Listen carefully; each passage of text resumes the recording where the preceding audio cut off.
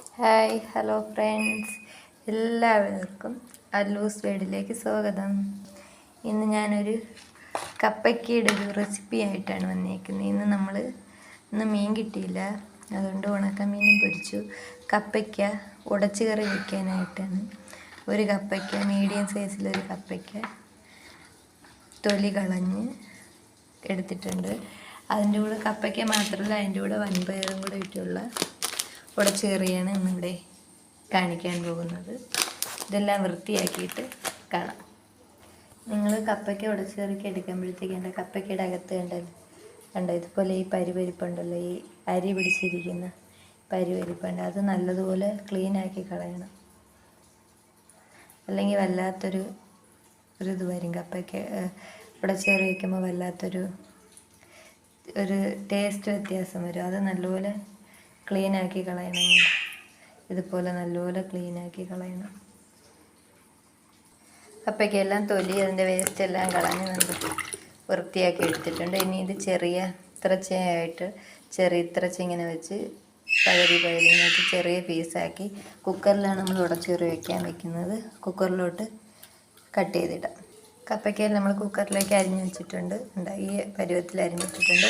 ഇതിലേക്ക് നമുക്ക് ഇതിൽ നിന്ന് വൻപയർ പൊട്ടിച്ച് ഇതിലേക്ക് ആഡ് ചെയ്യാം. വൻപയറും കൂടി എൻ്റെ കൈക്ക് 2 പിടി വൻപയർ എടുത്തിട്ടുണ്ട്. ഇനി ഇത് വാഷ് ചെയ്ത് കുക്കറിൽ ഇരിക്കുന്ന കപ്പയ്ക്കയിലേക്ക് ഇടാം.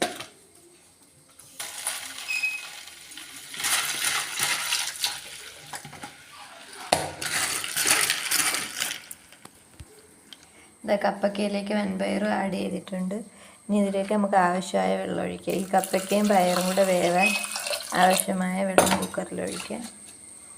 സ്വല്പം കൂടി ഒഴിച്ച് കൊടുക്കാം. ഇനി ഇതിലേക്ക് നമുക്ക് ഉപ്പ് ആഡ് ചെയ്യാം. ഇത് വേവാൻ ആവശ്യമായ ഉപ്പും കൂടെ ആഡ് ചെയ്ത് നമുക്ക് കുക്കർ അടച്ച് വേവിക്കാം.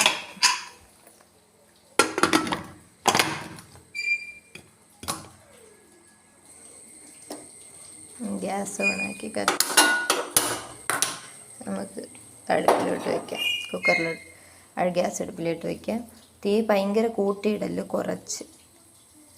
ഇത് വേവട്ടെ. അന്നേരത്തേക്ക് നമുക്ക് ഇതിലേക്ക് ചേർക്കാനുള്ള അരപ്പ് തയ്യാറാക്കാം. നമ്മൾ പയറും കപ്പയ്ക്ക ഉടച്ചേറിക്ക് ആവശ്യമായ സാധനങ്ങൾ: അരപ്പിനാവശ്യമായ തേങ്ങ, മഞ്ഞൾപ്പൊടി, ഇത് നല്ല മണമുള്ള ഉണ്ടമുളകാണ്. നല്ല മണവും ടേസ്റ്റുമാണ്. ഉണ്ടമുളക്, ജീരകം, 2 അള്ളി വെളുത്തുള്ളി, പിന്നെ കറിവേപ്പില, ഇതെല്ലാം കൂടെ അരച്ച്, പിന്നെ ഇതിൽ കുക്കറിൽ 3 വിസിലാകുമ്പോഴത്തേക്ക് തന്നെ കപ്പയ്ക്കയും വൻപയറും കൂടി നല്ല വെന്ത് കാണും. അതിനുശേഷം ഇതെല്ലാം കൂടെ അരച്ച് അതിൽ ഒഴിക്കാം. ഒരു മിക്സിയിലെ ജാറിലേക്ക് നമ്മളിതെല്ലാം ഇട്ടിട്ടുണ്ട്. ഇനി ഇതിൽ ശകല ഉപ്പും കൂടെ ആഡ് ചെയ്യാം. തോനെ ആഡ് ചെയ്യേണ്ട, കാരണം നമ്മൾ പയറും കപ്പയ്ക്കയും വേവിക്കാൻ നേരത്ത് കുറച്ച് ഉപ്പിട്ടായിരുന്നു. അതുകൊണ്ട് അരപ്പിലേക്ക് പിടിക്കാൻ വേണ്ടി തുള്ളി ഉപ്പ് ആഡ് ചെയ്യാം. മിക്സിയുടെ ജാറിലേക്ക് എല്ലാം നമ്മൾ ഇട്ടിട്ടുണ്ട്. ഇനി ഇതിലേക്ക് തുള്ളി ഉപ്പും കൂടെ ആഡ് ചെയ്ത് നമുക്ക് അരച്ചുകൊണ്ട് വരാം. ഹലോ ഗൈസ്, നമ്മൾ അരച്ചുകൊണ്ട് വന്നിട്ടുണ്ട്. വലിയ ജാറേ ഉള്ളൂ, ചെറിയ ജാറ് കംപ്ലൈൻറ്റ്. അരച്ചിട്ട് വന്നിട്ടുണ്ട്. ആ മണമുള്ള മുളകിൻ്റെ നല്ല മണമുണ്ട്.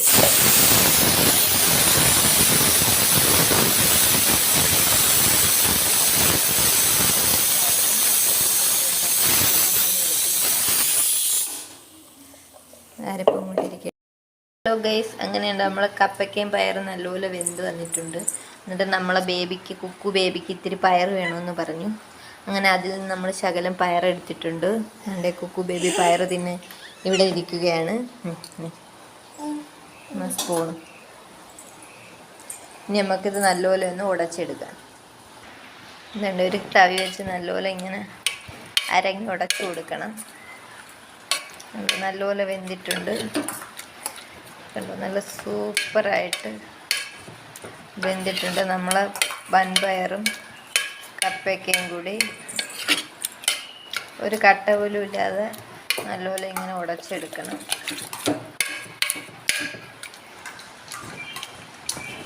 അങ്ങനെ നമ്മൾ കപ്പയ്ക്കയും പയറും കണ്ടോ നല്ലപോലെ ഉണ്ടോ, നല്ല പേസ്റ്റ് രൂപത്തിൽ ഉടച്ചെടുത്തിട്ടുണ്ട്. ഇനി ഇതിലേക്ക് നമുക്ക് അരച്ച് വെച്ചേക്കുന്ന അരപ്പുണ്ടല്ലോ, ഇതിലേക്ക് ഒഴിച്ചു കൊടുക്കാം.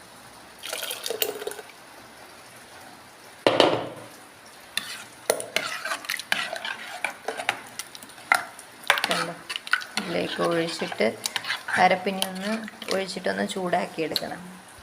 ഇത് നമുക്കിനി ചൂടാവും.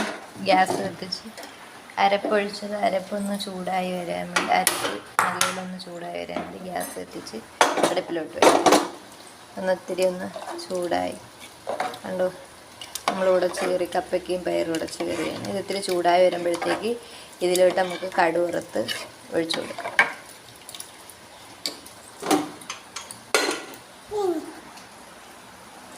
നമ്മളെ കുക്കുമോള് കണ്ടോ പയറെല്ലാം കഴിച്ചിട്ടുണ്ട്. ഹലോ ഗൈസ്, അങ്ങനെ നമ്മൾ എരിശ്ശേരിത ചൂടായി തിളച്ച് വന്നിട്ടുണ്ട്. ഇനി നമുക്ക് ഓഫ് ചെയ്യാം. ഇതിലേക്ക് ഇനി നമുക്ക് കടുക് വറുത്തൊഴിക്കണം. അതിന് കടുക് വറുക്കാനുള്ള ചട്ടി വെച്ച് കൊടുക്കും. എരിശ്ശേരി ഇറക്കി മാറ്റി വയ്ക്കാം.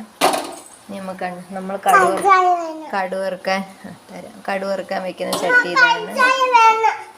നമ്മളെ ചട്ടിയുണ്ട് കടുക് വറുക്കാൻ, നമ്മൾ ഈ ചട്ടിയാണ് കടുക് വറുക്കാൻ വയ്ക്കുന്നത്. അത് ചൂടായി വന്നിട്ടുണ്ട്. അതിലേക്ക് നമുക്ക് വെളിച്ചെണ്ണ ഒഴിച്ചു കൊടുക്കാം. നമ്മൾ നല്ല നാടൻ വെളിച്ചെണ്ണയാണ് ഒഴിച്ചു കൊടുക്കുന്നത്.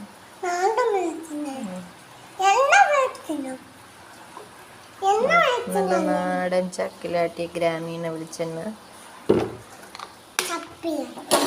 നേരെ വെച്ച് കൊടുക്കാം. ഇനി എടുത്ത് കടുക് വറുക്കാനായിട്ട് നമുക്ക് എണ്ണ ചൂടായിട്ടുണ്ട്. അതിലേക്ക് ഉള്ളി ഇട്ട് കൊടുക്കാം. ഇനി ഇത്തിരി കടുകിടാം.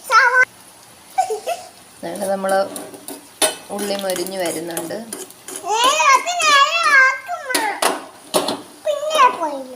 ഇതാ ഉള്ളി മൊരിഞ്ഞ് വന്നുകൊണ്ടിരിക്കുന്നത്. ഇത്തിരി കൂടെ നല്ലപോലെ ബ്രൗൺ ആകുമ്പോഴത്തേക്ക് നമുക്ക് കരിയാപ്പില അതിനകത്തോട്ട് ഇട്ട് കൊടുക്കാം.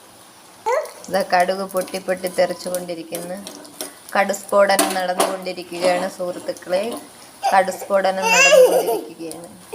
ഇതെൻ്റെ സുഹൃത്തുക്കളെ, നമ്മുടെ പിന്നെ ഉള്ളിയും കടുകും നല്ല റെഡിയായി പാകമായി വന്നു. വറന്ന് നമുക്ക് കരിയാപ്പില ഇട്ട് കൊടുക്കാം. കരിയാപ്പില ഇട്ടൊന്ന് ഇങ്ങനെ ഇളക്കി ഇനി നമുക്ക് തീ ഓഫ് ചെയ്യാം. എന്നിട്ട് നമുക്ക് എരിശ്ശേരിയിലേക്ക് ഒഴിച്ചു കൊടുക്കാം.